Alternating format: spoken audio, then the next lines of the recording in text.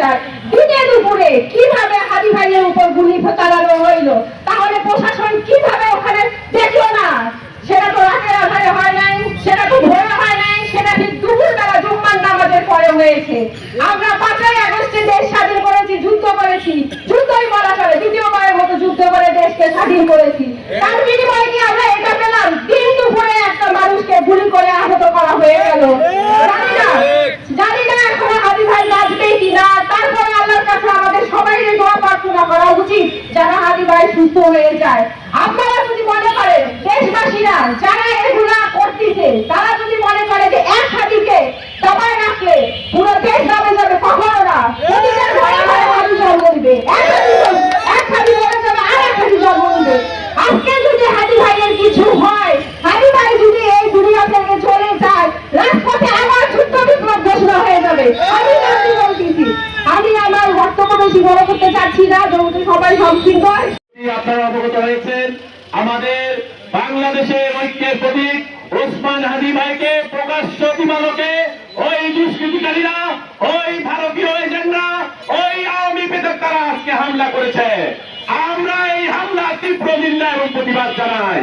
আমরা প্রশাসনকে বলতে চাই, 48 ঘন্টার মধ্যে আপনাকে যারা এই হামলার সাথে জড়িত তাদেরকে গ্রেফতার করতে হবে।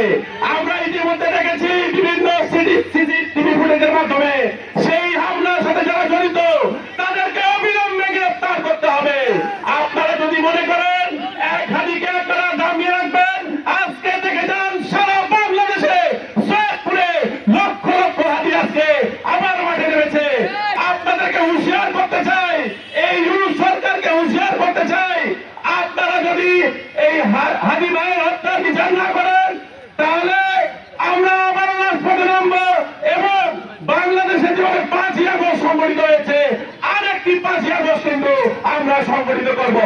প্রিয় উপস্থিতি, আজকে যারা এই হাদি ভাইয়ের হত্যার প্রচেষ্টার যারা প্রতিবাদে এখানে উপস্থিত হয়েছেন, প্রত্যেকে আমি ধন্যবাদ জানাচ্ছি। এবং আগামীতে যদি বাংলাদেশের কোনো অনাকাঙ্ক্ষিত ঘটনা ঘটে, আমরা সকলের দল মত ধর্ম বর্ণ নির্বিশেষে আমরা সেই অভিযোগের প্রতিবাদে আমরা মাঠে নামবো। আবারও বলতে চাই, আমাদের মতামত ভিন্ন হতে পারে, আমাদের দল ভিন্ন হতে পারে, তবে যারা জুলাইয়ের সাথে জড়িত, যারা জুলাই আন্দোলনের সাথে জড়িত, তাদের উপরে যদি আপনারা হাত তোলেন, সেই হাত আমরা ভেঙে দেব, এই আশাবাদ ব্যক্ত করে। গুলি করে শুধু আক্রমণ করা হয় নাই, আমাদের বিপ্লবের উপরে আক্রমণ করা হয়েছে। এই হাদি ভাইকে গুলি করে কি আমাদেরকে থেমে রাখা যাবে? এই হাদি ভাইকে লক্ষ তরুণ যুবকের বুকে উনি গাতা, এখান থেকে কিভাবে মুছে ফেলা যাবে? আমরা নতুন রাজনীতি বন্দোবস্তের কথা বলেছি, দুয়ারে দুয়ারে কিভাবে চ্যালেঞ্জ মুক্ত যেভাবে রাজনীতি করা যায়, হাদি ভাই এই তরুণ প্রজন্মকে শিখিয়ে দেওয়া হয়েছে। কিন্তু সেই জায়গায় প্রশাসন খুবই নীরব ভূমিকা পালন করেছে। সেখানে আমার ভাই আজ গুলিবিদ্ধ, প্রাণের সাথে পাঞ্চা লড়ছে, এর জবাব ইন্দিরিমকে প্রশাসনকে দিতেই হবে। আগামী দিনের নিরপেক্ষ সুষ্ঠু নির্বাচন কিভাবে হবে, যখন বিপ্লবীরা এখানে আহত হচ্ছে, গুলিবিদ্ধ হচ্ছে, তাদের নিশ্চয়তা নেই আগামী আরো প্রার্থীদেরকে কিভাবে আপনারা সুরক্ষা দিবেন, জবাব দিতে হবে। আমরা এখনো বাড়ি ফিরে যাই নাই। আমরা যে স্বপ্ন এই দেশের জনগণকে, এই দেশের প্রত্যেকটা মানুষকে স্বপ্ন নতুন করে জাগিয়েছি, একটি নতুন বাংলাদেশ দিব। এর জন্য লক্ষ লক্ষ মানুষকে যদি আমাদের ছাত্র জনতাকে আবার রাজপথে নামতে হয়, আবার রক্ত দিতে হবে, ইনশাল্লাহ আমরা আবার রক্তে নামবো। এরকম হাজার লক্ষ লক্ষ হাদি ভাই আবার রাজপথে আসবে ইনশাল্লাহ। ইনকিলাব নতুন বাংলাদেশের আকাঙ্ক্ষা দেয়, সেই বিপ্লব নতুন করে মানুষকে বাঁচার অনুভূতি জাগায়। সেই বিপ্লবকে যারা গুলিবিদ্ধ করতে চায়, আমরা তাদের দাঁত ভাঙা জবাব দিব। ইন্টারিম সরকার বিগত সময় হাসিনাও ছিল, ছাত্র জনতা বিদ্যাঙ্গলি দেখিয়ে ভারতে পাঠিয়ে দিয়েছে, লাগেজ গোছানোর সময় পায় নাই। সুতরাং ইউনুস সাহেব অনেক কাদামাটি গায়ে লাগাইছেন, আজকে বিপ্লবীর রক্ত আপনার গায়ে লেগে গেছে। আপনি বিপ্লবীদের নিরাপত্তা দিতে পারেন না। এক বিপ্লবী, আমাদের সকলের প্রিয় একদম জনপ্রিয় নেতা জনাব ওসমান হাদি ঢাকা থেকে নির্বাচন করতেছে। আপনারা ভুলে যাচ্ছেন এই হাদি জুলাই গণঅভ্যুত্থানের এক মহানায়ক। এই মহানায়ককে যারা হত্যা করতে চায়, যারা গুলিবিদ্ধ করে, তারা কখনোই বাংলাদেশ পন্থী রাজনীতি করে না। তারা কখনোই বাংলাদেশ একটি স্বাধীন সার্বভৌম রাষ্ট্র হিসাবে প্রতিষ্ঠা লাভ করে সেই আশা তারা তা চায় না। একটি কথা মাথায় রাখবেন, সরকার জনগণের বন্ধু। ইউনূস সাহেব, আগস্ট মাসে আমরা আপনাকে জনগণের বন্ধু হিসাবে এই বাংলাদেশে ফ্রান্স থেকে এনে রাষ্ট্রের দায়িত্ব দিয়েছি।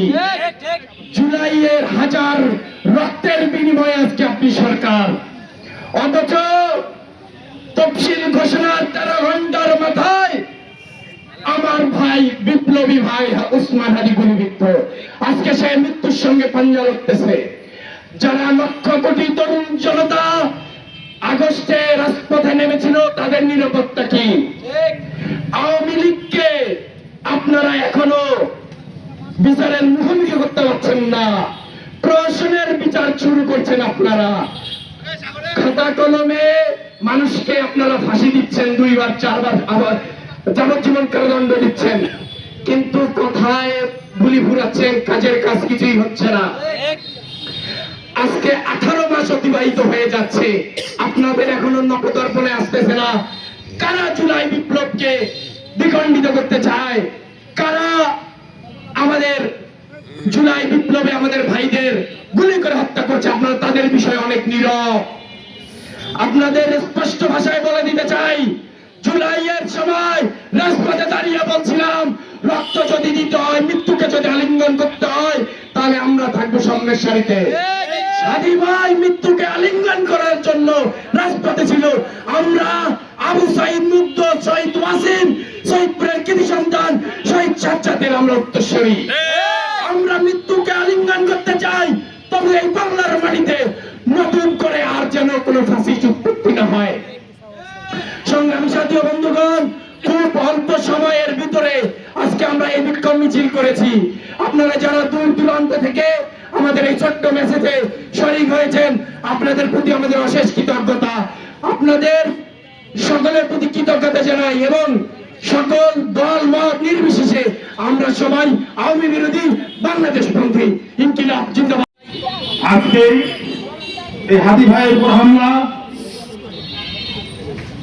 আজকে আমাদের ভাই সারা বাংলাদেশে যারা জুলাই আন্দোলন করেছে, যারা জুলাই আন্দোলন বিপ্লব ঘটিয়েছে, তারা সকলেই নিরাপত্তাহীনতায় হচ্ছে। জুলাই যোদ্ধা হাদি ভাইয়ের প্রতি হামলা হয়েছে, সে হামলা তারা দেখিয়ে দিতে চায় তারা কতটা শক্তিশালী।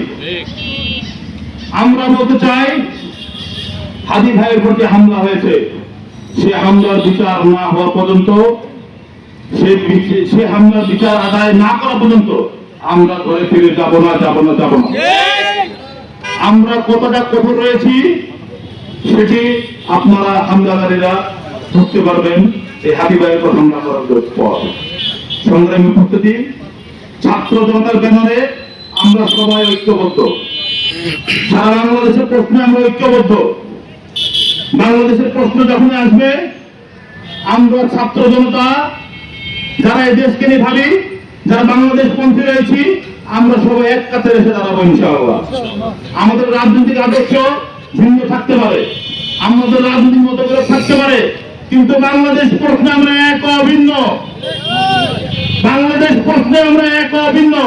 আমাদেরকে মনে রাখতে হবে, দিল্লি নয়, পিন্ডি নয়, সবার আগে বাংলাদেশ। বাংলাদেশ প্রশ্নে আমরা সবাই এক অভিন্ন এবং ঐক্যবদ্ধ ইনশাআল্লাহ।